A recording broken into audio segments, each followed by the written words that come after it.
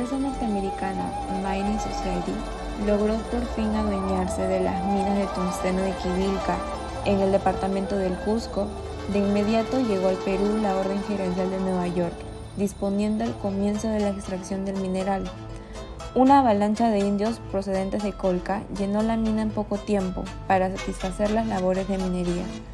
En Quivilca se instalaron junto a los peones y mineros Mr. Take y Mr. Weiss, gerente y subgerente de la Mining Society, el cajero de la empresa Javier Machuca, el ingeniero peruano Baldomero Rubio, el comerciante José Marino, que había tomado la exclusiva del bazar y la contrata de peones para la Mining Society.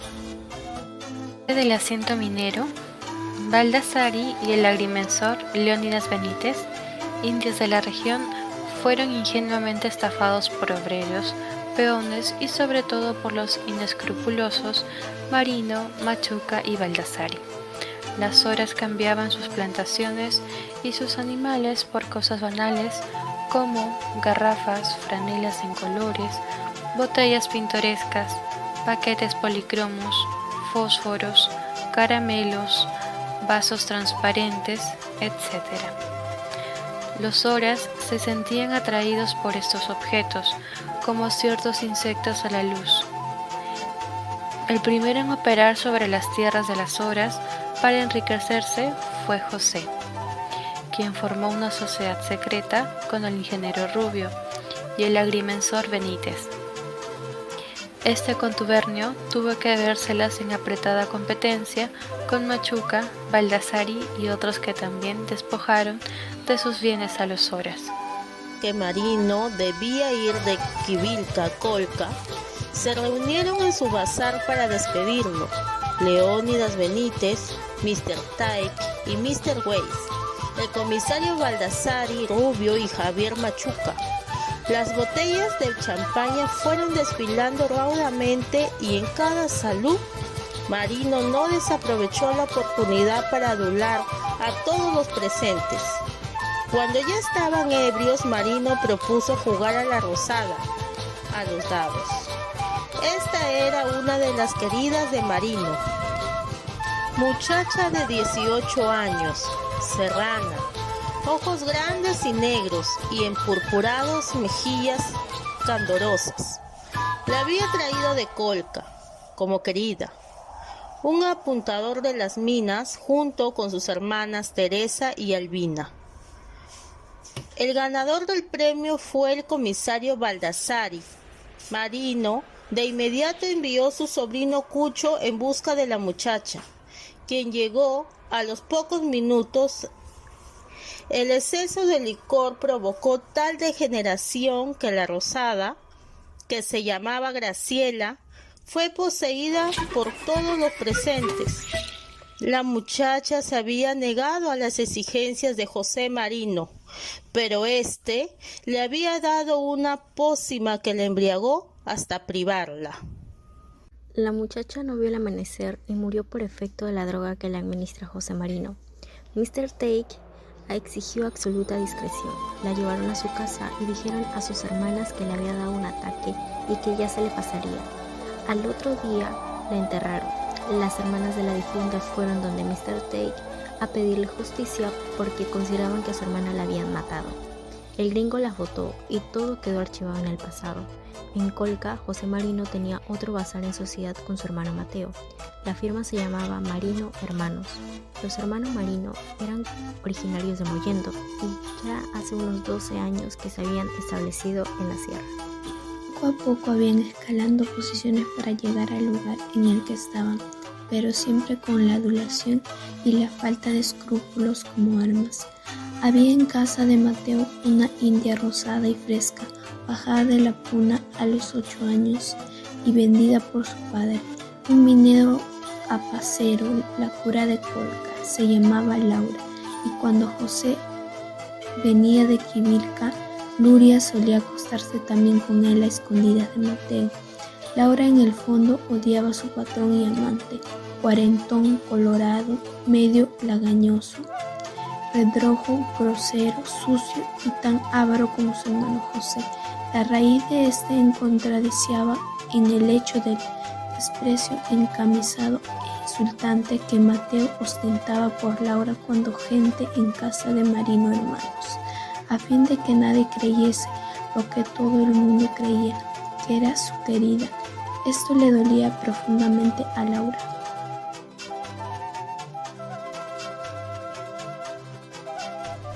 José la retenía con astucia y el engaño, prometiéndole que la haría su mujer ante todos, cuando el tono de su hermano Mateo la dejara, como lo hizo con la madre de su hijo Pucho. Esa noche fue Mateo el primero en deslizarse hasta la cocina donde dormía Laura para ponérsela brutalmente. A los pocos minutos fue José quien confesó que estaba preñada de él. Este se negó a tal compromiso.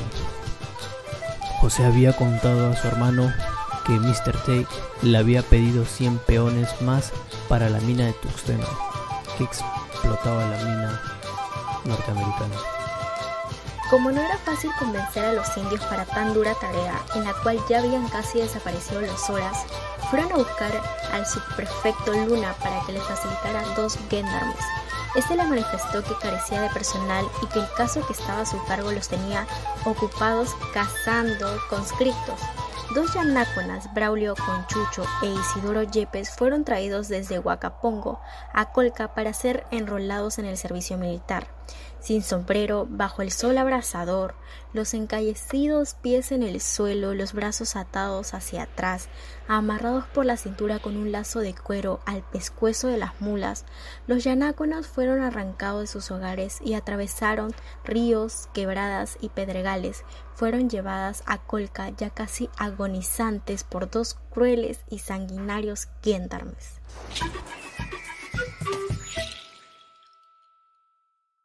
El pueblo, sediento de venganza, se vuelve contra la oficina del alcalde y, lideradas por el herrero del pueblo, Servando Huanco, exigen justicia. Braulio Conchucos no pudo resistir más tiempo y cayó muerto en la oficina del alcalde.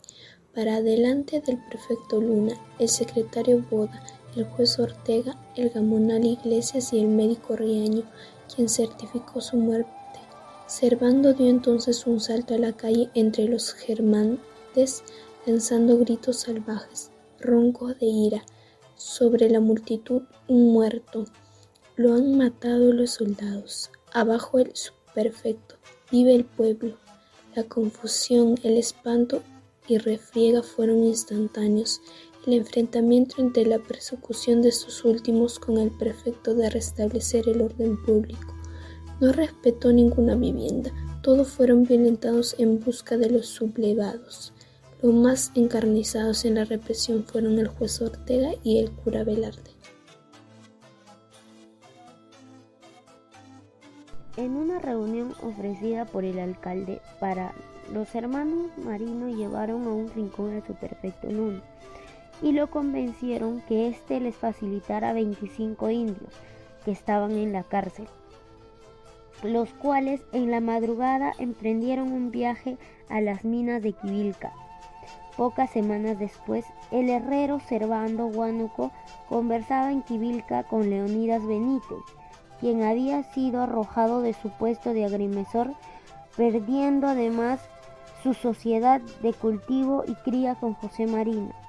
Con palabras desgarradoras, Huanca logró que Benítez despertara del letargo en el que estaba sumido, y éste se diera cuenta que los pobres indios eran no solo explotados, sino también maniatados por los yanquis y los malos hombres, como José y Mateo Marino, que servían incondicionalmente a tipos sin escrúpulos, como Mr. Talc. Benítez proporcionó un documento que demostraba que Mr. Talc no era yanqui, sino alemán, y que con esa evidencia podría fregar a Mining Society. Ambos hombres se unieron para iniciar la rebelión de los indios contra sus opresores, lo que había terminado de decir la actitud de Benítez. Era el amor que sentía por la difunta Graciela, a quien le recordaba y amaba en silencio.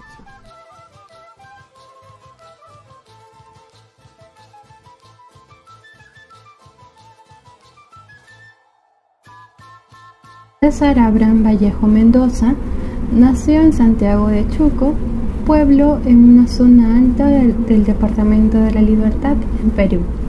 Sus padres fueron Francisco de Paula Vallejo y María de los Santos Mendoza. Fue el menor de 11 hermanos. Su apariencia mestiza se debió a que sus abuelos fueron indígenas y sus abuelos gallegos. Era un hombre muy moreno, con nariz de boxeador y gómina en el pelo. En 1911 se matriculó en la Facultad de Letras de la Universidad Nacional de Trujillo, aunque debido a problemas económicos debió abandonar sus estudios. El 22 de septiembre de 1915 logró graduarse de bachiller en letras. César Vallejo está considerado el máximo exponente de las letras de Perú y como uno de los más importantes innovadores de la poesía del siglo XX. El emprendimiento cultural se trata sobre la innovación y creación de oportunidades, pero sus acciones no están motivadas únicamente con fines comerciales. Su propósito es doble.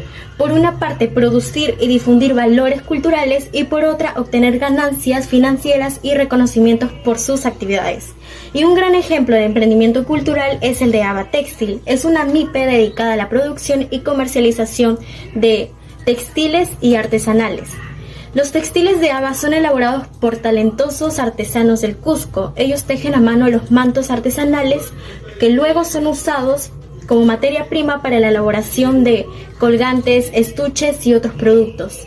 Debemos tener en cuenta que no es fácil llegar a ser un emprendedor cultural. Si de por sí lograr ser un emprendedor reconocido o un simple emprendedor que recién está empezando se nos complica, ahora imagínense uno cultural teniendo la creatividad y todo lo que se requiere. Por eso es que uno debe reunir ciertas cualidades y sobre todo tener ese ímpetu para lograr ser o pertenecer en el entorno cultural y ser parte de algún tipo de los emprendedores culturales. Como grupo decidimos que la mejor manera de dar a conocer la vida de César Vallejo es mediante un documental, ya que tiene como finalidad dar a conocer una realidad mediante formatos audiovisuales con fuentes fiables y concretas. Además, que nos permite distribuir y organizar las ideas correctamente. Este documental se realiza mediante uso de videos, periódicos, entre otros. La colonialidad es uno de los elementos constitutivos y específicos del patrón mundial de poder capitalista. Se funda en la imposición de una clasificación racial como piedra angular de este poder y opera en cada uno de los ámbitos y dimensiones materiales y subjetivos de la existencia cotidiana y a escala social. La novela se centra en una estructura racial. Resultado del colonialismo nacen las manifestaciones propias en la sociedad. Por otro lado, la colonialidad cobra vida en muchas proclamaciones de figuras criollas, usando esas expresiones racistas. Pero la colonialidad es todo lo contrario, ya que hay un desprendimiento de las bases del poder. La revolución anticolonial socialista es una salida frente a las injusticias inhumanas que son resultados del colonialismo. Les voy a ver cómo es que en la actualidad se sigue viendo estos casos, como en lo que ya hemos visto lo que es la obra teatral El Tungsteno.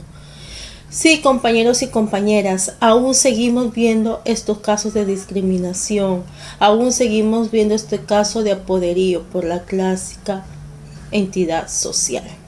Hay personas aún que sufren en esta sierra, en nuestro norte peruano, sufren esta discriminación social. Personas que aún siguen llevando su vida a diario para obtener algo de sus tierras, de su agricultura, de su ganado. Sí, hermanos peruanos, aún vivimos lo que se nos hace el día a día tan crudo. Claro que nosotros quizás no lo veamos a menudo porque no vivimos en dichas zonas, pero si observamos más adentro del Perú podemos ver que aún se sigue llevando a cabo este poderío, esta discriminación, esta desigualdad. ¿Hasta cuándo, hermanos peruanos? ¿Hasta cuándo vamos a terminar con esto? Creo que hasta cuando el Perú, hasta cuando los habitantes de nuestro Perú tengan otra ideología, otra mente. Seamos capaces de sobrellevarnos y amarnos entre nosotros y darnos la mano para salir adelante. Hasta eso, señores, hasta cuando llegue ese día vamos a decir que realmente somos independientes, realmente sabemos lo que es el amar al prójimo.